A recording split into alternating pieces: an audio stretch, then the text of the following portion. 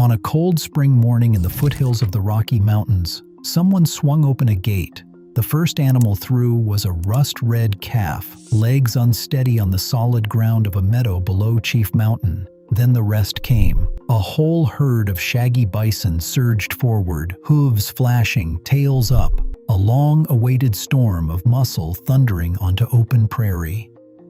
For the Blackfeet people of northern Montana, these animals have a name: Iinnii. And the people standing at that fence line had waited a very long time for this moment.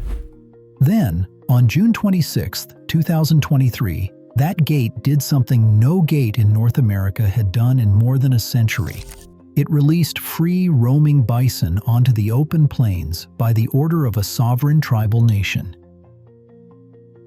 If you had asked anyone living on the northern plains in the 1870s about the buffalo, they would have told you the herds were endless. They stretched past the horizon. They shook the ground when they moved. Travelers wrote that a person could ride for days and never reach the far edge of a single herd. They had no idea that within one human lifetime, almost every one of those animals would be gone. The number that vanished is hard to picture. In the late 1700s, an estimated 60 million bison moved across North America. They were the largest land animal on the continent and the engine of the entire grassland. By 1860, hunters were killing roughly 2 million of them every year. The hides went east on the new railroads. The carcasses were left to rot on the plains, and the slaughter was not an accident. For part of the 19th century, it was policy, a deliberate strategy to destroy the herds that indigenous nations depended on, and through that, to break the nations themselves. It worked with terrible speed. By 1884, there were around 325 wild bison left in the entire United States, 25 of them sheltering in Yellowstone. By 1889, the total across all of North America had fallen to 541 animals. That is not a typo. An animal that had numbered in the tens of millions could have been counted individual by individual in an afternoon. And somehow, it gets worse, because the collapse of the buffalo was also the collapse of a people. The Blackfeet had lived alongside these herds for hundreds of generations. The buffalo was food, shelter, clothing, and the center of spiritual life. When the herds disappeared, starvation followed. During the winter of 1883, in what the Blackfeet remember as the starvation winter, roughly a quarter of the tribe, around 600 people, died of hunger.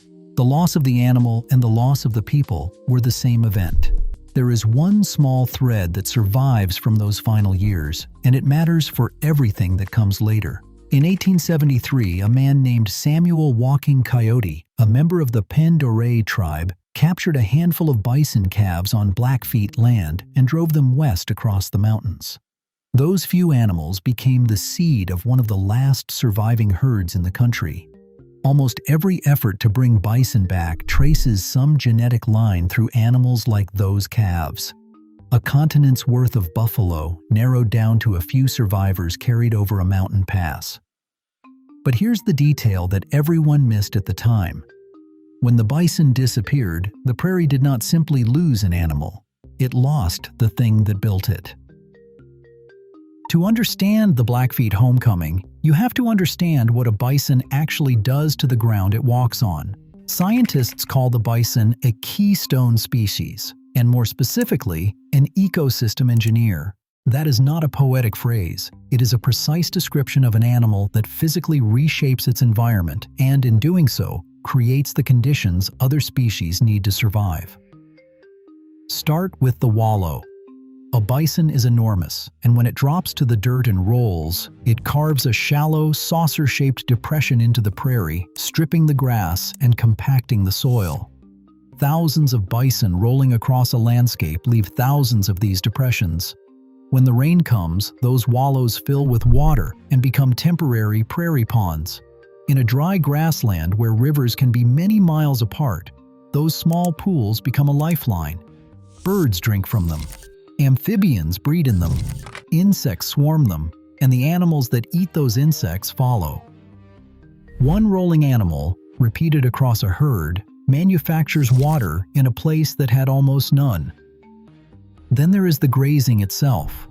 Bison do not graze like cattle. They move constantly, crop the dominant grasses, and then leave an area alone for long stretches, which gives smaller and rarer plants room to grow. The result, measured carefully by researchers, is striking.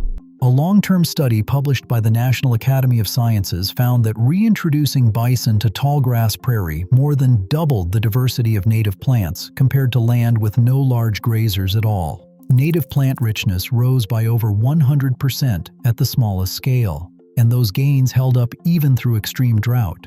Cattle, grazing the same kind of land, produced less than half of that increase. That word, doubled, is worth sitting with. We are not talking about a slightly greener field. We are talking about an animal whose simple daily behavior, eating and rolling and walking, rebuilds the foundation of an entire ecosystem from the soil up. Take it away, and the system unravels. The persecution of the bison is one of the threads scientists now connect to the broader collapse of grassland health across the plains, the decline of migratory birds and pollinators, and even in part to the dust storms of the 1930s. So when the Blackfeet talk about bringing the buffalo home, they are not only talking about culture, they are talking about repair. And that is exactly what the science shows. That was just the story the public knew, the cultural homecoming. Behind it sits a second story, written in soil chemistry and plant counts, and the slow return of species that had quietly disappeared. The work to bring the animal back did not happen by accident either. In 2009, the 4 nations of the Blackfoot Confederacy launched what they called the Iinnii Initiative, a long-term plan to restore bison to traditional lands across the United States and Canada.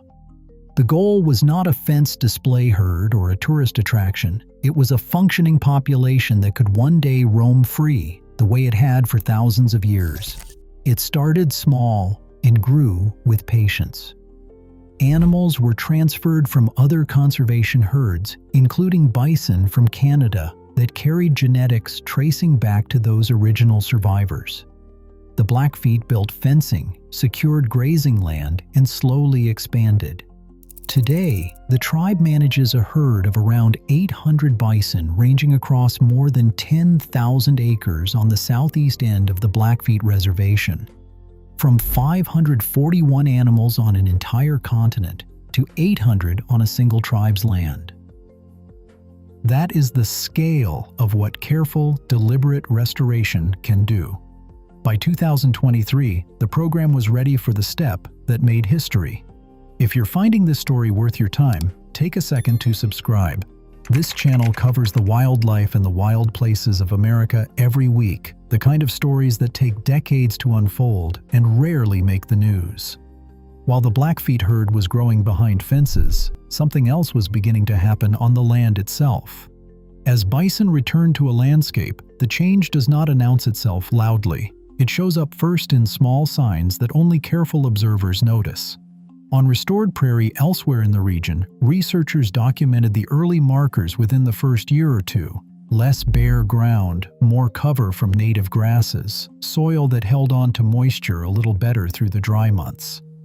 The plants the bison favor get cropped back, and in the gaps, the rarer species that had been crowded out begin to reappear. And the animals follow the plants. The vision behind these restoration projects is never bison alone. It is the full assembly of species that once made the Great Plains one of the richest grasslands on Earth. Prairie dogs, whose towns aerate the soil and feed predators.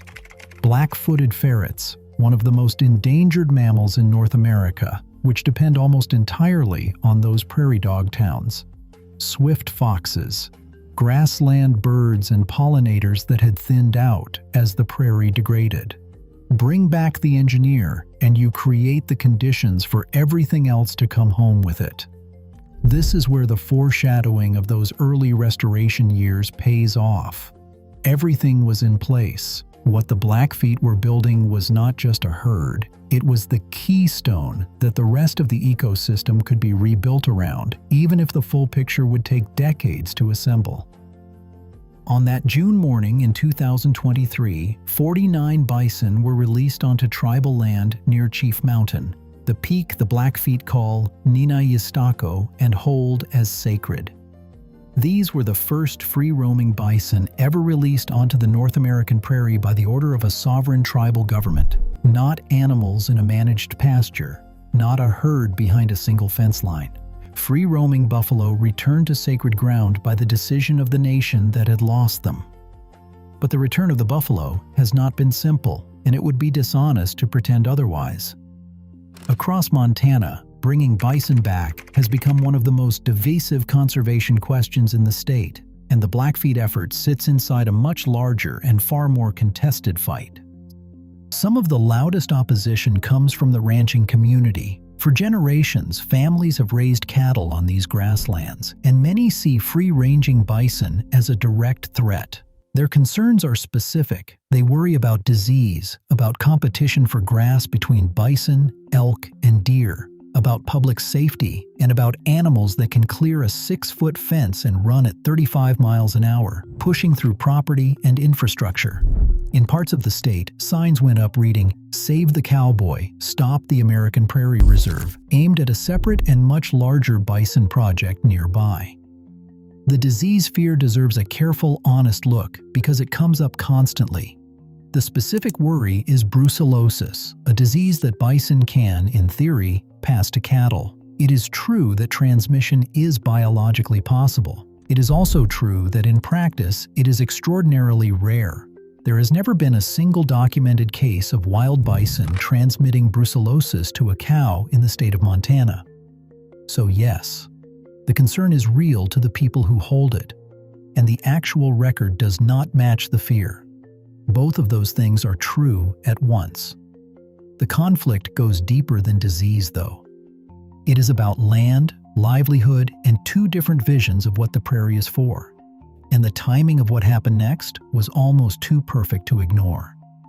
In January of 2026, after a years-long battle, the Federal Bureau of Land Management revoked grazing permits that the American Prairie Project had been using to sustain its bison on public land in Phillips County. The state's governor praised the decision as a victory for the rule of law. The conservation group condemned it as politically motivated and announced it would fight the reversal in court. The legal questions there are still open, and reasonable people read them differently. For the Blackfeet, the situation is different in one crucial way. Their bison roam on tribal land under tribal sovereignty, a status that sits on far firmer ground than a federal grazing lease.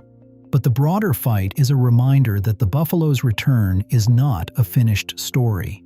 It is a live and contested one, decided field by field, permit by permit, and court by court. There is a reason this story is still talked about today, and it is the scale of what is now underway.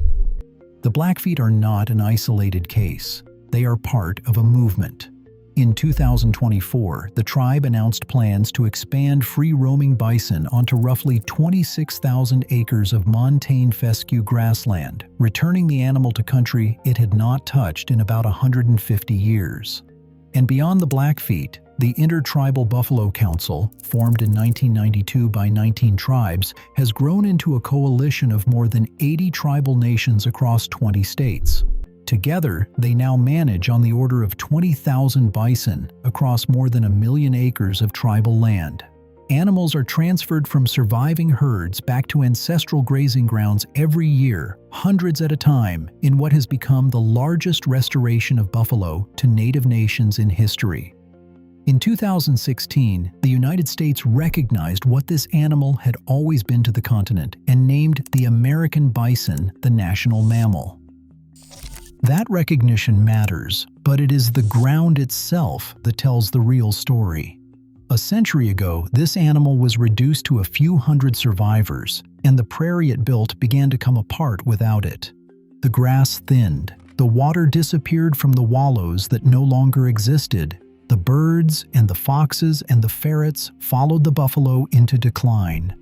Restoration is the same process running in reverse, and it is slow, and it is contested, and it is real. Which brings us back to that gate below Chief Mountain. The rust-red calf that stepped out first onto solid ground was not just one animal finding its footing. It was the leading edge of a return that runs from the soil to the sky, from plant diversity to prairie ponds to a culture that survived its own near erasure. The Blackfeet measure this in generations, not seasons. The full prairie, the one with every species back in its place, may take decades more to assemble, but it begins exactly the way it began that morning, with a gate, an open meadow, and an animal walking back into a country that needs it more than anyone realized. The herd is still out there, below the sacred mountain, doing the quiet, ancient work of building the prairie back. One wallow, one mouthful of grass, one calf at a time.